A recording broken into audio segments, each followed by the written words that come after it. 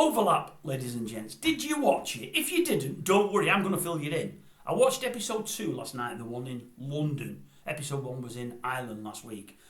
Last night's was in London. I say last night's, I only watched it last night. I think they're on to number 4 now. I'm just a little bit behind. And I've loved it. I've enjoyed it.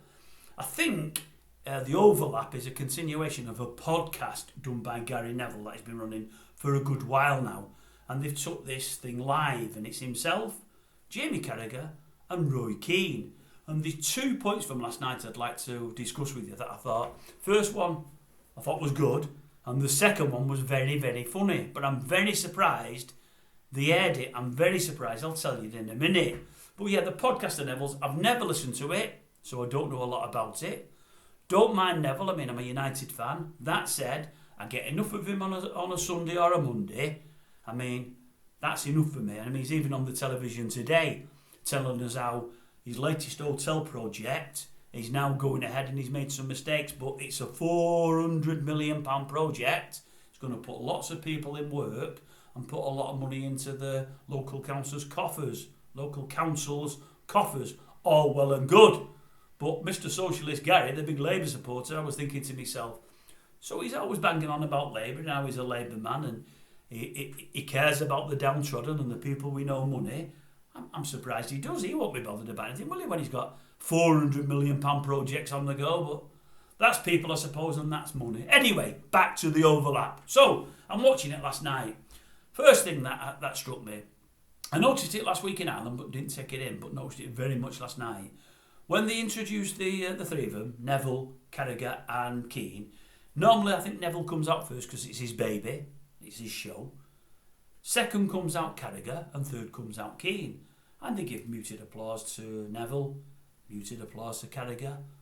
When old Roy comes out, they go berserk, man. And I mean berserk, not only with the Keano, and all that, they just clap him to the high heavens. They love him. And I thought to myself, well, I knew they would last week. They were in Ireland. I know they're in London this week. In fact, Keane made a joke saying there must be a lot of Irish in tonight. And maybe there are. But there's Irish in every town. I just thought, God, they don't half love Roy Keane. And I find that people do. They do love him. For all he could have been a little bit of a dirty so-and-so on the pitch, and for all he riled some opposing players up, for all he kicked people up in the air, Alfinger Haaland, or kicked him down, for all he ruffled the feathers of referees and was badgering them all the time, people still seem to love him. Man, I think they love his punditry, they love his ways, and I do myself. I love the way that he cracks a joke and keeps that straight face as though he's not cracked a joke, but he knows he has. It's something I try to do myself, and I like that. I think it's funny. But no, I like you, Roy. I think you're great. But it seems that everybody else does too. I can't wait to see the last 2 episodes and see if you go down just as well as you did in the first 2. Personally, I think you will. I mean, one of them's in Liverpool. I still think you'll get more plaudits in Liverpool than Carragher will, but I might be wrong. So that was number 1. Number 2, I hope you're still with me. There's only a minute to go, I promise. Was a story that Carragher told. I couldn't believe he told it. I really could not believe he told it. They're at Wembley, or they're outside Wembley, the 3 of them. And Carragher says, the first time I came to London was to come and watch Everton v, I think it might have been Villa, but I can't remember what he said. Because for those that don't know it, Carragher's from a family that supports Everton. Carragher did himself, although he played for Liverpool. And he's gone to watch Everton with his dad. And I think he said at the time he was an 8-year-old Carragher. And I think he said he went with his brother who was 5. May have got that wrong. You'll have to watch it to see if I'm right or not. But anyway, he's with his dad and he's definitely only 8. He says, we get off the coach. We're not long off the coach. We've got no tickets. Can't see many people taking the sons to a match with no tickets, but his dad did. Anyways, we get outside the coach. This cockney tout, got tickets lads. Opens up his hands with 20 tickets in there. What did my dad do, he said. Bump 2 hands in for all the tickets. Turned to make a run for it. As he turned, he's ran straight into a copper. The coppers felt his collar and banged him in the meat wagon. He said, and there I am. 8 years old, my brother 5, Wembley. Never been here before. My dad's got arrested no sooner we got off the coach. What do I do? And that's where the story ended, folks. Now, 2 things. Firstly, I can't believe he told the story. I really, really can't believe he told the story about his dad.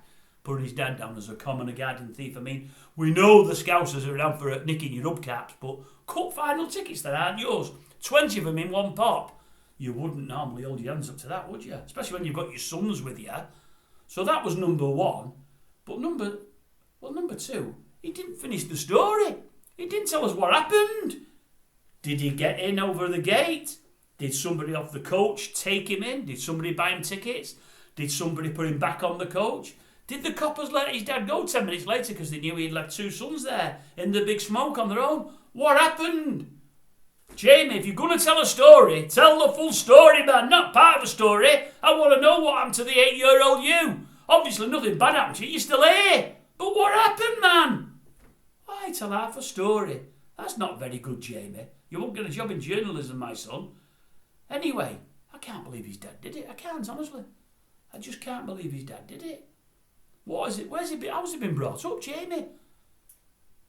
You'll end up, Jamie, being the kind of player that spits in other people's cars from your car. You know, that's the kind of things you'll get up to if your dad's brought you up like that.